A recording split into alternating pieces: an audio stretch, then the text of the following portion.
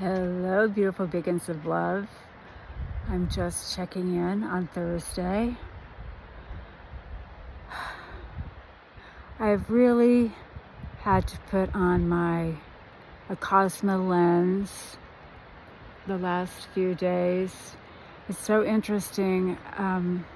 It's like the winds of change are following us wherever we go. Last night, a huge wind came up, and we had a tarp to give us more shade over our camper, and it was staked down, and it's really beautiful. I think you've seen it in some other pictures, but it's blue and gold, and the way Frank sets it up, it just kind of floats in the air. And in the middle of the night, there was this huge crash, and he had anchored one end of the tarp to a picnic table, and the wind caught the tarp, flipped the picnic table,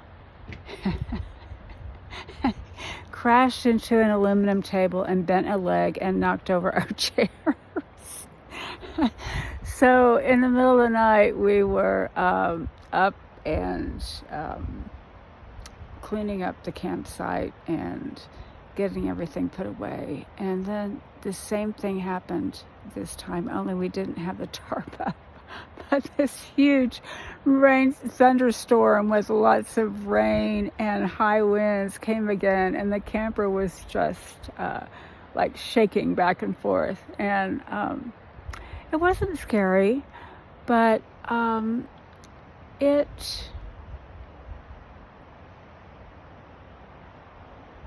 was an experience. I'll just put it that way. So I've been thinking a lot about the wind because I love wind, but I really feel like it's asking me to take a look at what message it's bringing to me. And the thing that keeps coming into my mind is the winds of change. So I am thinking a lot about the winds of change on this trip because they are following us wherever we go. So we were also camped last night in a spot that was really sunny. 2 days ago, we thought we were going to be getting our down coats out. It was so cold in Colorado.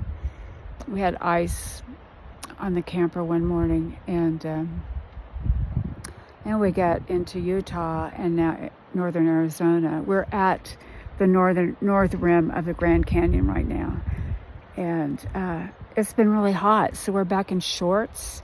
And so yeah, there was a site near us that had a lot of shade this morning, and so Frank the dog and I just came over and sat and and just enjoyed the shade and the cool breeze. And there are these birds here. I think they're called grackles. They're like a blackbird, but these here like actually sing. And while we were sitting here by a picnic table trying to decide if we wanted to pack up the camper once again and move across to this site, this grackle landed on a tree, and honestly, it looked right at us and just began this beautiful song. And I told my husband, I said, that's our message. We need to move here. And of course he says, well, I don't know if that's a message or not, but I knew that it was a message. And then shortly after that, when we were packing up, this dragonfly came out of the middle of nowhere. I haven't seen any dragonflies in this area. And this beautiful green dragonfly showed up and was flittering and fluttering all around this sagebrush.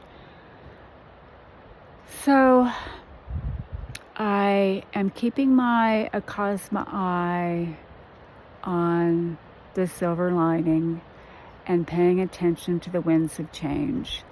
And I just wanted to give you a little update. I know you can't see me, but you can see from the sky here It's really, really beautiful. We're surrounded by red rocks. Um, not just like peaks in Sedona, but like we're literally surrounded by a band of tall red rocks. And the Colorado River is right below this plateau that we're on, and we can walk down to the Colorado River. And never in a million years did I think I'd ever be able to do that, because all the photos that you see of the Colorado River are from aerial views, because it's literally carved this canyon, you know, all the way into the Grand Canyon and beyond. So it's very amazing, very sacred, very beautiful. And I think about you guys every day. I love you all. I'll talk to you again soon.